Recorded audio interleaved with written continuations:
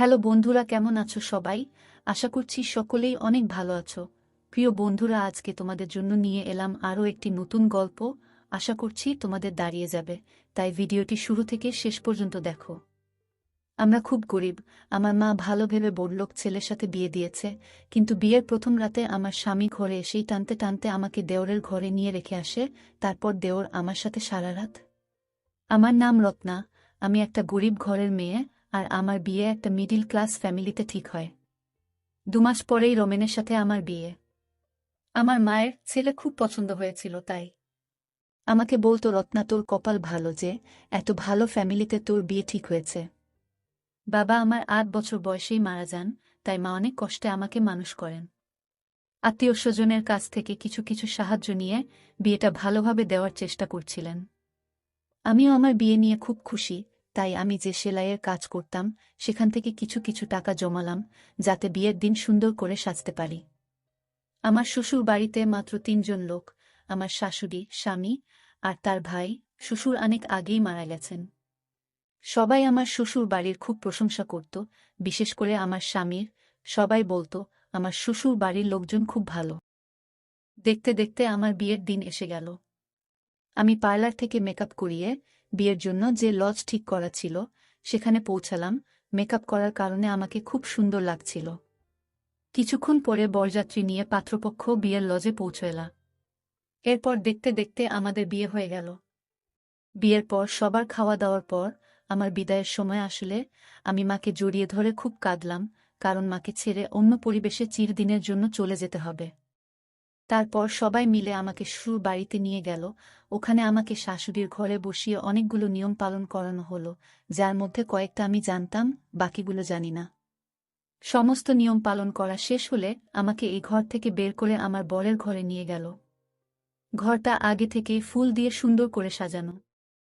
এরপর আমাকে খাটে বসিয়ে মাথায় ঘোমটা টেনে দিল। সারাদিনের ধকলে আমি খুবই ক্লান্ত, তাই ঘুম ঘুম পাচ্ছিল। কিন্তু আমি চুপচাপ বসে থাকলাম স্বামীর অপেক্ষায়। 1 ঘন্টার বেশি হয়ে গেলা, এখনও আমার স্বামীর কোনো খবরই নেই।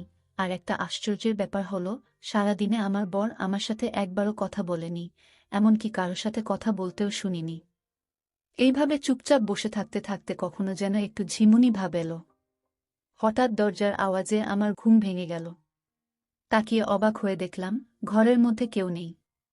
তারপরে যখন দরজার দিকে তাকালাম, তখন তো আমার চোখ কপালে ওঠার জোগাড়, কারণ দরজা দাঁড়িয়ে আমার স্বামী আর ওর সাথে একটা মহিলা, যাকে দেখে আমার পাগলি মনে হচ্ছিল, কারণ ওর জামা কাপড়ের জায়গায় জায়গায় ছেঁড়া ফাটা, আর সবসময় মাথা চুলকে যাচ্ছে।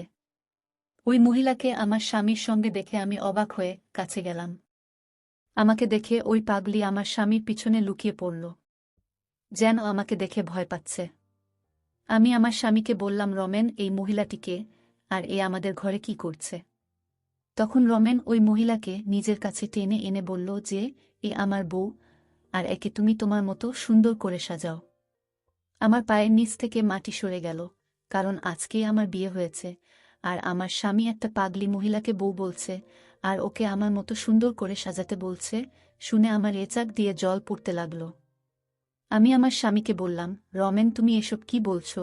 এই মহিলা তোমার বউ হয় কিভাবে? তোমার বউটা আমি। তুমি তো আজকেই সবার সামনে আমাকে বিয়ে করেছ, আর এখন তুমি চাইছো এই মহিলাকে সুন্দর করে সাজিয়ে আমার জায়গায় বসাতে। এসব কথা শুনে রমেন রেগে গিয়ে বলল, আমি বলেছি তো এ আমার বউ, তুমি একে তোমার মতো সুন্দর করে সাজিয়ে এই ঘরে বসাও, তারপরে তুমি এই ঘর থেকে বেরিয়ে যাও, না হলে আজকেই তোমাকে আমি তালাক দিয়ে দেব। এ কথা শুনে আমার গা কাঁপতে লাগল, কারণ আমার মা অনেক আশা ভরসা নিয়ে আমার বিয়ে দিয়েছে। যদি আমার তালাক হয়ে যায়, তাহলে তো আমার মা জীবিত লাশ হয়ে যাবে। আমার মা সারা জীবন শুধু দুঃখই পেয়েছে। আমি চাই না যে আমার জন্য আমার মা আবার দুঃখ কষ্ট পাক। তাই আমি রমেনের কথায় রাজি হয়ে মাথা নাড়ালাম। তারপরে ওই পাগলি মাহলাকে বাথরুমে নিয়ে তোর করতে লাগলাম। তাকে আমার বেনারসিটা পরালাম, যেটা আমার বিয়েতে শ্বশুরবাড়ি থেকে আমাকে উপহার হিসেবে দিয়েছিল। আর আমি ওই পাগলির ছেঁড়া কাপড়টা পরলাম, আর মনে মনে কাঁদছিলাম।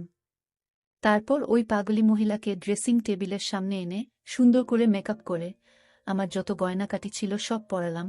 যাকে এতক্ষণ বিচ্ছিরি লাগছিল তাকে এখন সুন্দর দেখাচ্ছে। ওই পাগলি জুয়েলারি পরে খুব এক্সাইটেড হয়ে গেল আর আয়নায় বারবার নিজেকে দেখে তালি বাজাচ্ছিল।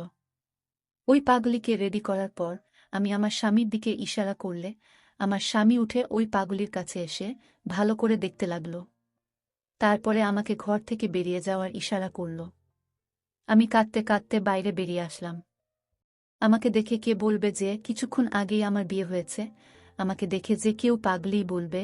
এই বাড়িতে নতুন, তাই বুঝতে পারছিলাম না এত রাতে কোথায় যাব। কোনো উপায় না পেয়ে দরজার সামনে বসে পড়লাম।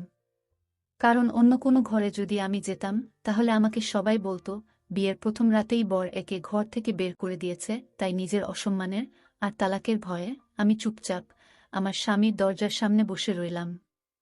দুঃখে আমার ঘুমও আসছিল না, তাই চুপচাপ বসে রইলাম। কিছু সময় পরে বারান্দায় কারো আওয়াজ পেয়ে তাকিয়ে দেখি আমার দেওর। ও আমাকে ওখানে দেখে চমকে ওঠে। তারপরে আমার হাত ধরে টানতে টানতে নিয়ে গেল। মুখ ঢাকা ছিল বলে ও হয়তো আমাকে চিনতে পারেনি, আর আমিও কিছু বলতে পারছি না, কারণ এতে আমারই অসম্মান হবে। কারণ আমি সেই মেয়ে যাকে বিয়ের প্রথম রাতেই তার স্বামী ঘরের বাইরে বের করে দিয়েছে। ও হয়তো আমাকে ওই পাগলি ভেবেছিল, তাই টানতে টানতে আমাকে স্টোর রুমে নিয়ে একটা দড়ি দিয়ে বেঁধে ফেলে। তারপর আমি অবাক হয়ে দেখলাম যে সে আমার জন্য বাসির রুটি, তরকারি আর কিছু ওষুধ নিয়ে আসলো, যেটা হয়তো ওই পাগলির জন্য। কিন্তু আমি ওই ওষুধ কিছুতেই খেতে পারবো না, কারণ আমি তো পাগলি না। দড়ি দিয়ে আমার পা বাঁধা ছিল, কিন্তু দুটো হাত খোলা। ও আমাকে ওই বাসি রুটি খেতে বলল। আমি তাড়াতাড়ি মাথা ঝুঁকিয়ে না বললাম। যেই মাথা ঝুঁকালাম তখনই আমার মুখ থেকে কাপড় পড়ে গেল, আর আমার দেওরা আমাকে দেখে চমকে উঠল। ও বিশ্বাসই করতে পারছে না যে এটা আমি। তারপরে ও আমাকে বলল, তুমি এই অবস্থায় কেন? আমি কাঁদতে কাঁদতে ওকে সব কথা খুলে বললাম। ও আমার কথা শুনে মাথায় হাত দিয়ে বসে পড়ল।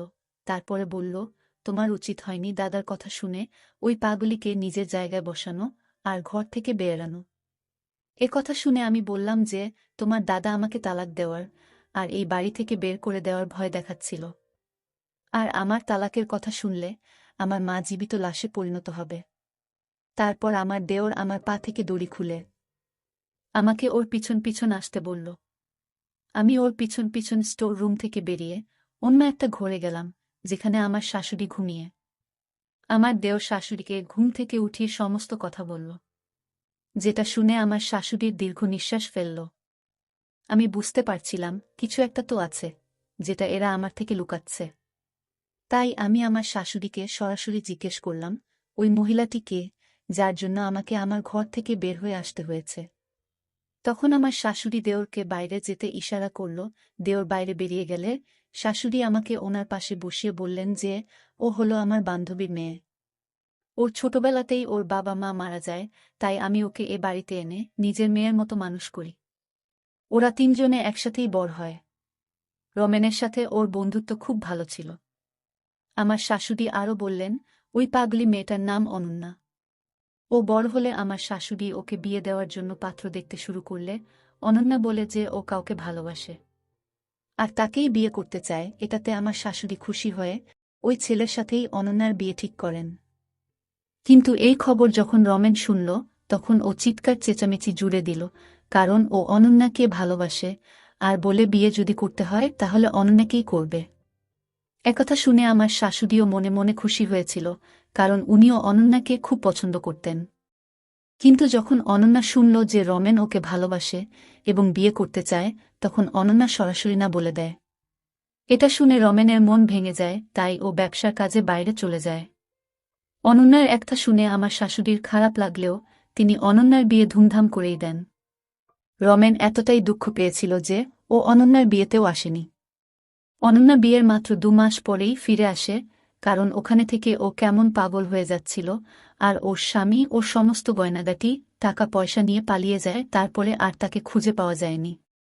পরে খোঁজ খবর নিয়ে জানা যায় অনন্যার সঙ্গে ছেলেটির অনলাইনে পরিচয়, তার মানে ছেলেটি একটা ফ্রড, যে টাকা পয়সার লোভে ফ্রড বিয়ে করেছিল।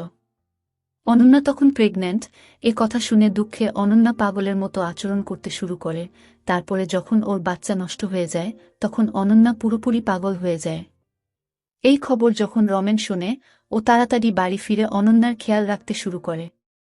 ও অনন্যাকে ভালো ডাক্তার দেখায়, কিন্তু ডাক্তার বলেছিল হয়তো অনন্যা পুরোপুরি ঠিক হবে না, একটা মাত্র সম্ভাবনা আছে, ওর সাথে যা যা হয়েছে তাই যদি আবার রিপিট করা হয় তাহলে হয়তো ও ঠিক হতে পারে।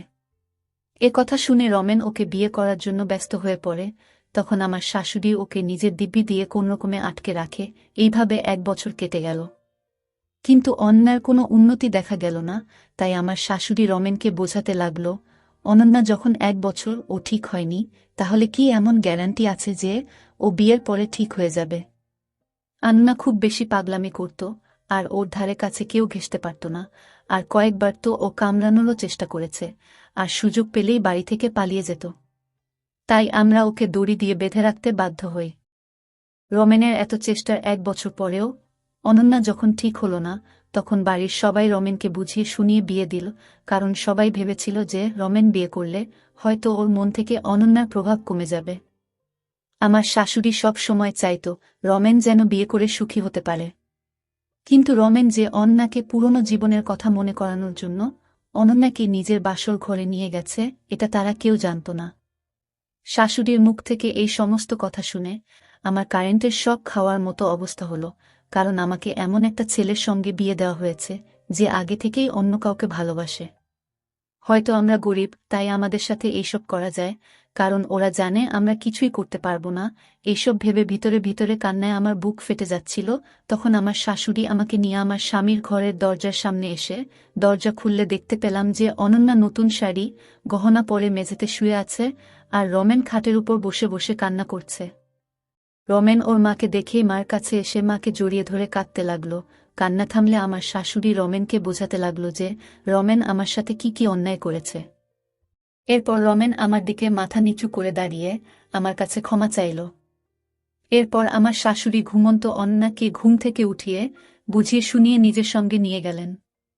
উনারা যাওয়ার পরেই রমেন আমার কাছে আবার ক্ষমা চেয়ে আমাকে কারণ বোঝাতে লাগল, যেটা আমি আগে আমার শাশুড়ির কাছে থেকে শুনেছি। আমি বুঝতে পারলাম যে রমেন বিয়ে করতে চাইত না, যাতে ও অনন্যার দেখাশোনা করে, ঠিক করতে পারে এবং ওকে বিয়ে করতে পারে। কিন্তু বাড়ির সবাই জোর করে ওকে আমার সাথে বিয়ে দিয়ে দেয়। রমেন নিজের দুঃখ আমার সাথে শেয়ার করতে শুরু করলে আমি ওকে বললাম, আমি সবসময় তোমার পাশে আছি। আমার নিজের উপর বিশ্বাসও ছিল যে আমি ওর মনে আমার জন্য জায়গা করে নিতে পারব, আর এইসব কথা না আমি আমার মাকে না অন্য কাউকে বলতে পারব। আমি ওই বাড়িতে অনন্যার সাথে নিজের বোনের মতো ব্যবহার করতে শুরু করি, ওর খাওয়া দাওয়া দেখাশোনা করতে থাকি। ফলে বাড়ির সকলের সাথে সাথে রমেনুর মনেও আমার জন্য জায়গা তৈরি হয়, যেটা আমার স্বামী আমার সঙ্গে মিষ্টি মিষ্টি কথা বলে বোঝাত। কিন্তু অনন্যার অবস্থা কোনো উন্নতি হয়নি। ওর ওষুধ চেঞ্জ করেও দেখা হয়েছে, কিন্তু কোনো ফল পাওয়া যায়নি। কিন্তু তবুও রমেন চাইত অনন্যা যেন ভালো হয়, তাই আমি দিনরাত পরিশ্রম করতাম, ওকে নিয়ে ডাক্তারের কাছে চেক আপ করাতে যেতাম। কিন্তু অনন্যার অবস্থার কোনো উন্নতি হয়নি। ধীরে ধীরে অনন্যার অবস্থা খারাপ হতে থাকে ও এখন সারাদিন বিছানাতেই শুয়ে থাকে। তাই আমি রমেনকে বললাম ওকে শহরের সবচেয়ে ভোলা ডাক্তারকে দিয়ে চেক আপ করাতে। যখন আমরা সেই ডাক্তারের কাছে নিয়ে গিয়ে চেক আপ করালাম, ডাক্তারের কথা শুনে আমরা সবাই হতাশ হয়ে গেলাম। কারণ ডাক্তার বলল অনন্যার শরীরে ধীরে ধীরে ক্যান্সার ছড়িয়ে পড়েছে, ওর জীবন আর মাত্র কয়েকদিনের। কিন্তু আমরা হাল না ছেড়ে ওর ক্যান্সারের চিকিৎসা করাতে লাগলাম। কিন্তু এত চিকিৎসা করেও কোনো ফল পাওয়া গেল না। আমার বিয়ের 6 মাসের মাথায় অনন্যা সবাইকে দুঃখ দিয়ে এই পৃথিবী ছেড়ে চলে গেল। ওই ছেলেটার উপর আমার খুব রাগ হতো, যার কারণে অনন্যার এই অবস্থা। ওই ছেলে পৃথিবীর যেখানেই থাকুক না কেন, জীবনে কখনো সুখী হতে পারবে না। ওই ছেলেটি যদি লোভর কারণে অনন্যার জীবন নিয়ে ছিনিমিনি না খেলত, তাহলে অনন্যা এখন ছেলে মেয়ে নিয়ে সুখে শান্তিতে ঘর সংসার করত। কিন্তু আমরা যেটা ভাবি সেটা সবসময় হয় না, কারণ বিধাতা যার কপালে যা লিখে দিয়েছে তাই হয়। অনন্যার সাথেও তাই হয়েছিল, যা বিধাতা ওর কপালে লিখে রেখেছিল, যার দুঃখ আমাদের সারা জীবনেও শেষ হবে না। এখন অনন্যা নেই, তাই রমেনের জীবনে শুধুমাত্র আমিই ছিলাম। ধীরে ধীরে রমেনের মন থেকে অনন্যার প্রভাব কমে গেল, কিন্তু ও আজও মাঝে মাঝে অনন্যার কথা মনে করে, কারণ অনন্যা ওর প্রথম প্রেম। ওকে বিয়ে করার জন্য রমেন সব রকম চেষ্টাই করেছিল, কিন্তু অনন্যা ওর ভাগ্যে ছিল না। রমেন বুঝতে পেরেছিল যে বিধাতা যার সাথে যার জোড়া তৈরি করেছে তাকেই সে পাবে। হয়তো বিধাতা রমেনের সাথে অনন্যার জীবন লেখায়নি। অনন্যা মরার 2 মাস পরেই রমেন আমার সাথে নতুন করে জীবন শুরু করে। কিছুদিন পরে আমি প্রেগন্যান্ট হই আর একটা মেয়ের জন্ম দিই। রমেন আমাদের মেয়ের নাম অনন্যা রেখেছে। আর ওকে দেখলেই রমেনের মন খুশিতে ভরে উঠত। কিন্তু আমাদের মনের ভিতরে এখনও অনন্যা বেঁচে আছে। ধন্যবাদ।